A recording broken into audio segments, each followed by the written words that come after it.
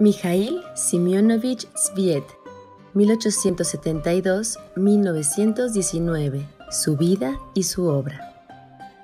La cromatografía, como hoy la conocemos, es el resultado del trabajo de muchos científicos. Sin embargo, se ha reconocido como su descubridor al científico ruso Mikhail Semyonovich Tzveev, ya que fue el primero en explicar correctamente y dar las bases del método, así como de asignarle el nombre de cromatografía. En palabras del botánico Strain de la Universidad de Stanford, Tzveev estuvo destinado a influir sobre la vida de los hombres y los animales de la Tierra.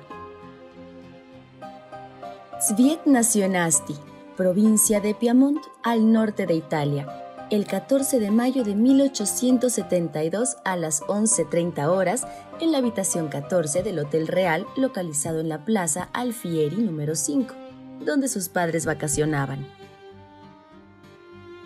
Su padre fue Simeón Nikolaevich Tzveev, alto oficial en el Departamento de Finanzas de Rusia, liberal, abierto al mundo y viajero.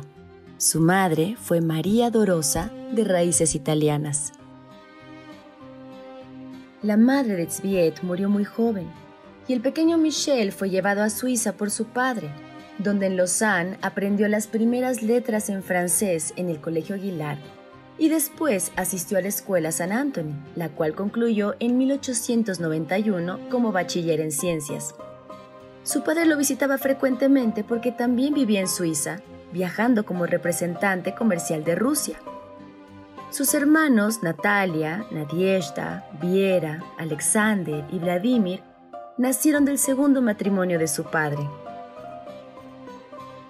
En 1891 ingresa a la Universidad de Ginebra y se interesa por la química, la física y la biología. Pasa la mayor parte de su tiempo en el laboratorio de botánica, donde comenzó a investigar la anatomía de las plantas. Por su trabajo titulado Acerca de la anatomía de las plantas, guiado por el profesor Jodat, obtiene a los 22 años el premio Davy y deja un legado de conocimientos sobre las solanáceas. Pronto fue aceptado en el laboratorio de botánica del profesor Thiry para estudiar el doctorado en la temática de la fisiología celular, proponiéndose estudiar en la primera parte de la tesis la estructura celular y el movimiento del protoplasma, y en la segunda la estructura del cloroplasto. Aquí definió los problemas que más adelante fueron la esencia de su actividad científica, el estudio de la clorofila, de la cual Darwin opinaba que era la más interesante de las sustancias químicas orgánicas. Cuando Tzveev terminó su doctorado, su padre decidió regresar a Rusia y promovió su cambio. Fue entonces nombrado presidente de la Cámara del Tesoro en Crimea. La familia se mudó a Simferópol, donde Tzveev terminó la escritura de su tesis doctoral y la remitió a Ginebra en julio para comenzar a buscar trabajo. La primera opción fue el Jardín Botánico de Odessa, plaza que ocupó un corto tiempo. En octubre de ese mismo año, la Universidad de Ginebra le otorgó el grado de doctor en Ciencias Naturales con la tesis titulada Investigación de la Fisiología de las Plantas. En diciembre se mudó finalmente a San Petersburgo. Ingresa en 1896 al Laboratorio de Física de la Academia de Ciencias de San Petersburgo y comienza a investigar la anatomía y fisiología de las plantas. Los primeros años en Rusia no fueron fáciles. Su situación laboral se complica porque no le es reconocido su doctorado de Ginebra y se le exige un título de magíster y de doctor. Se desmotiva y piensa salir de Rusia. Se siente extraño en su propia casa, como escribe en cartas a sus amigos. Mas se propone obtener ambos títulos para cumplir su anhelo de dar clases y llegar a ser profesor asociado en una universidad. Inicia su tesis de maestría en San Petersburgo en 1897, eligiendo investigaciones de fitofisiología en los laboratorios de la Academia de Ciencias de San Petersburgo, y se mantiene dando clases de botánica a mujeres. Durante 1899 y 1900, acude regularmente a la Universidad de Kazán para presentar los exámenes de maestría.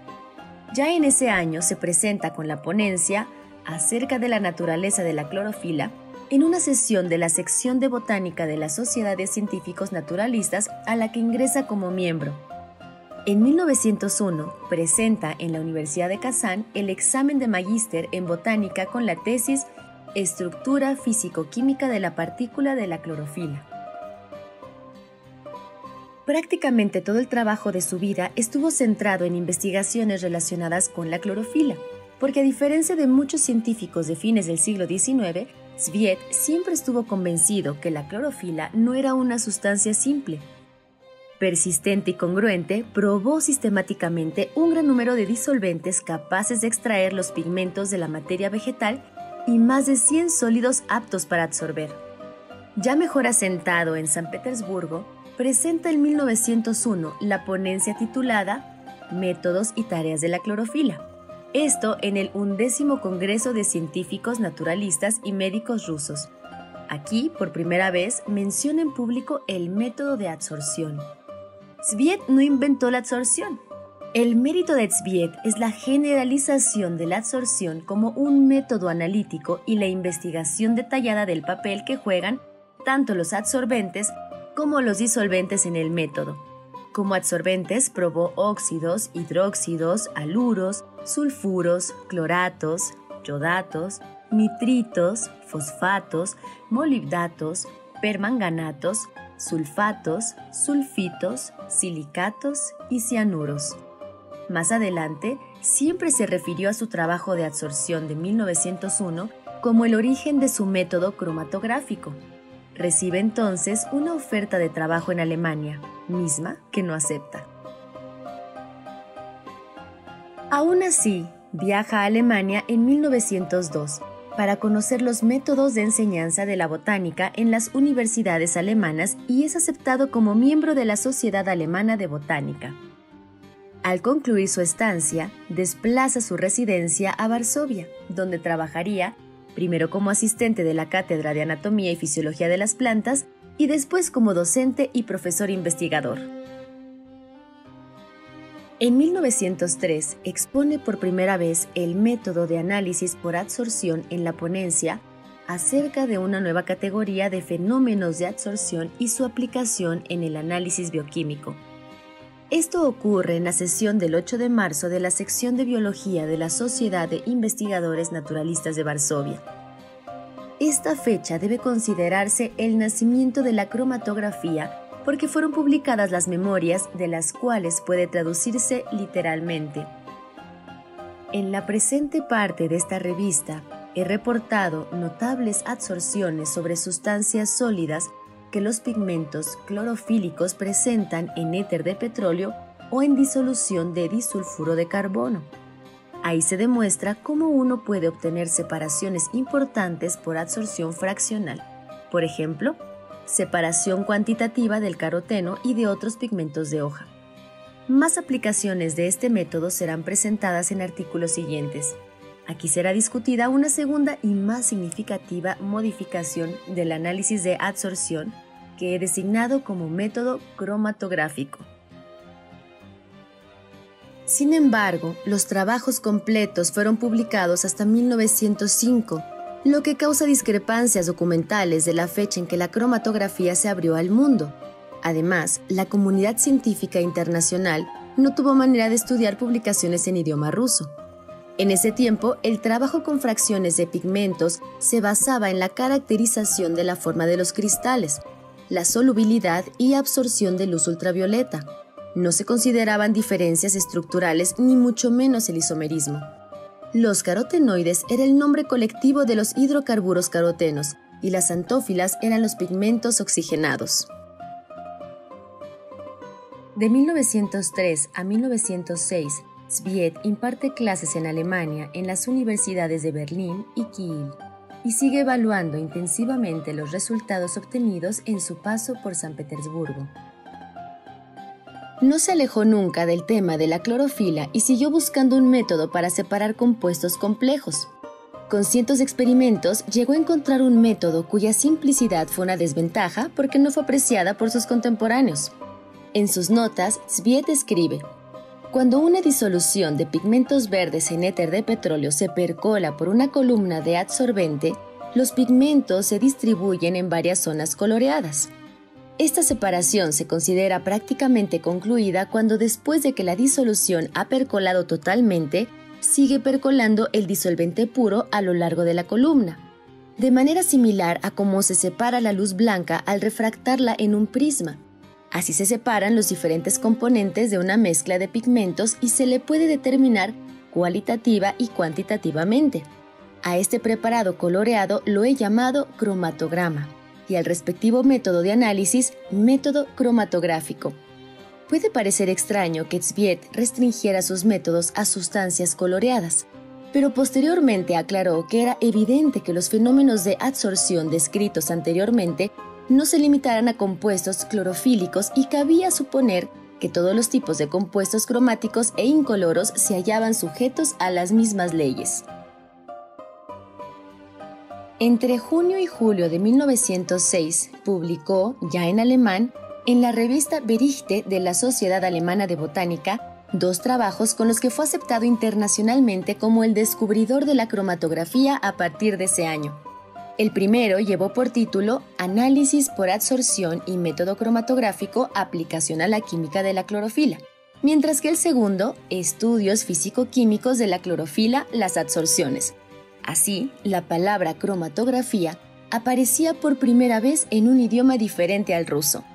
Solo en ese año, en esa revista, Chváb publicó 4 trabajos y en las publicaciones de ese número fue citado más de 20 veces.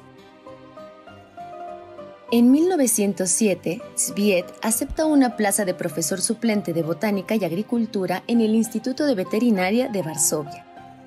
En la biblioteca conoció a quien fuera su esposa, Yelena Alexandrovna Trusievich.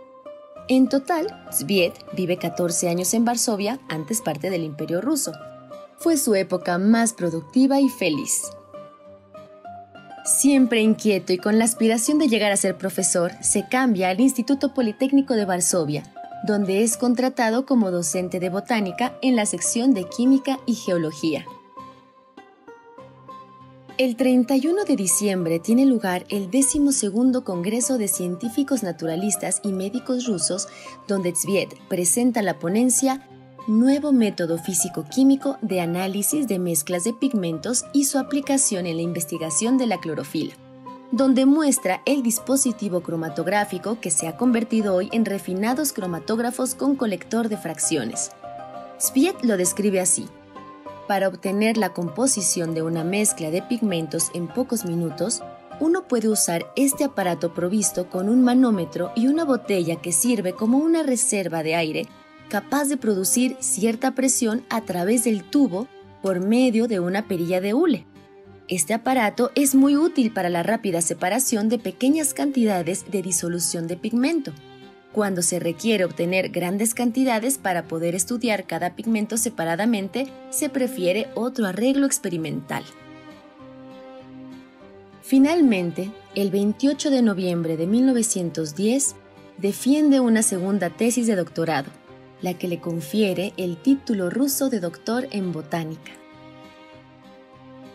Su tesis, Clorofilas en el mundo vegetal y animal, es publicada también como libro y es galardonada con el premio Akhmatov de la Academia de Ciencias de San Petersburgo. En 1914 salen a la luz sus 2 últimas publicaciones. La primera, acerca de la antocianina sintética, editada simultáneamente en alemán y en ruso, y la segunda, para conocimiento del camaleón vegetal, acerca de la decoloración de antocianinas frutales con alcoholes en una relevante descripción de las reacciones químicas ácido-base y su relación con la fisiología vegetal. En realidad, su productividad científica fue de aproximadamente 15 años, durante los cuales publicó 40 artículos y un libro. De ellos, solo 3 o 4 obras fueron estrictamente en el campo de la botánica, y el resto son de gran contenido e interés químico. Postmortem, el Journal of Chemical Education publicó en 1967 en inglés el trabajo original de 1903 donde la cromatografía había nacido. Con buen ritmo de productividad científica, en verano de 1915 va a Odessa de vacaciones y por la situación de la Primera Guerra Mundial, el ejército alemán ocupa Varsovia. Zviet ya no puede regresar y se desplaza a Moscú. Aplica para profesor de botánica en Samara y Novosibirsk, sin lograr una contratación porque la guerra está en su apogeo. En 1916, su instituto polaco es evacuado a Nizhny Novgorod, hoy Gorky, y Zviet se mueve a la nueva localidad. Con condiciones adversas para la investigación, decide entonces cambiarse a Estonia, en donde finalmente es contratado como profesor ordinario de la Universidad de Yurev, hoy Tartu. Contrae una enfermedad pulmonar y se retira casi un año a Belzán, en el Cáucaso. Ahí permanece hasta septiembre, que inicia actividades en la Universidad de Tartu. Tartu también es evacuada y Zviet escoge Voronezh como nueva residencia y por su buen clima. Ingresa a la universidad y organiza la cátedra de botánica que inicia labores en octubre de 1918. Enferma nuevamente y muere el 26 de junio de 1919. Es enterrado en el monasterio Alexeyev, pero sus restos se perdieron durante la Segunda Guerra Mundial porque el monasterio fue destruido. Algunas partes de la biografía de Zviet están oscuras, y mucho de lo que se sabe se debe a las cartas que celosamente resguardó su esposa y que actualmente están en la biblioteca del Jardín Botánico de la Universidad de Ginebra. Yelena le sobrevivió a Mijaíl solamente 3 años. En todos los descubrimientos importantes es frecuente encontrar antecedentes. Ya Aristóteles había reflexionado sobre la capacidad de la arena de mar para separar sustancias. Y la primera evidencia del fenómeno de separación se puede atribuir a Plinio, quien en su obra Naturalis Historia describe cómo identificar 2 tintas, una de hierro que adulteraba la más valiosa, la de cobre, remojando el papiro en una infusión de nuez.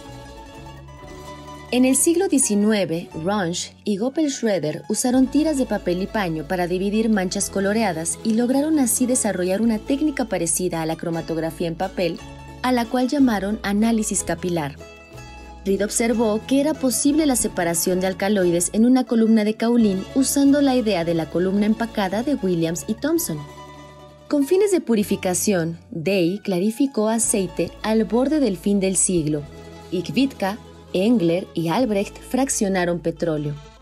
Sin embargo, a pesar de que Day reconoció el potencial analítico del proceso investigado, él y sus colegas interpretaron incorrectamente la base fisicoquímica de la separación, llamándole proceso de difusión capilar. Esta es la razón principal por la cual en la actualidad Zviet, y no Day, es reconocido como el inventor de la cromatografía de adsorción. El descubrimiento de Zviet ha sido de tal trascendencia que se podría pensar equivocadamente que recibió premios y que le fue reconocida su aportación.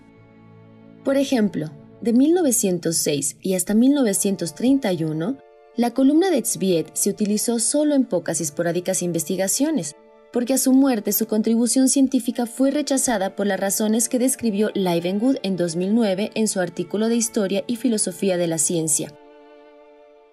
Básicamente, los químicos y botánicos no entendieron el método. El idioma ruso era inaccesible para la mayoría de los investigadores europeos.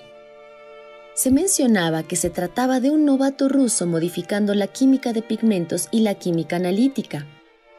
Según Molly Shikol, el método era superfluo. El destino ciertamente fue trágico por el contexto histórico y la corta vida de Zviet. El químico Billstetter y el botánico Marglevsky se opusieron rotundamente a los trabajos de Zviet. Billstetter había obtenido el Premio Nobel de Química por sus investigaciones de la química de pigmentos de plantas y particularmente de la clorofila, así que era natural que su opinión jugara un importante papel en la aceptación y aplicación de los métodos de Zviet. Además, porque Zviet era un botánico y no un químico orgánico, y esto lo convertía en un extraño en la cerrada sociedad de ciencia y química europea. El análisis era polémico y sin contribución a la química y a la biología, escribían algunos, negando la utilidad de las columnas cromatográficas porque se preferenciaba el aislamiento de sustancias sobre la separación. No se concebía a la purificación sin cristalización. Con todo y todo, Billstetter entregó a Kuhn una traducción de los trabajos de Zviet, con los cuales Kuhn implementó columnas y pudo demostrar que el pigmento de la zanahoria era una mezcla de carotenos. En resumen, el contexto histórico fue desfavorable.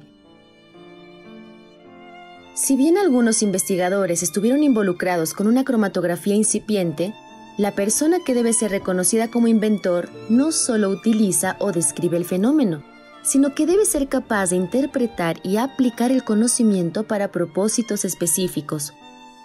Luego de la obliteración de Zviet como el inventor de la cromatografía, los investigadores Martin y Sinch fueron galardonados en 1952 con el Premio Nobel por la invención de la cromatografía de partición, después de casi 50 años del artículo de Zviet que abrió la cromatografía a las ciencias naturales.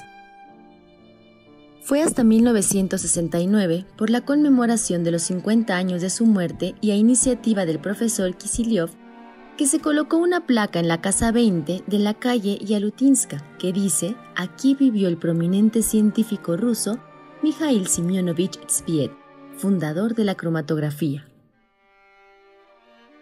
En 1972, conmemorando 100 años de su nacimiento, se colocó también una placa en la Casa 25 de la calle Targova, donde antes estuvo el Laboratorio de Biología de la Academia de San Petersburgo.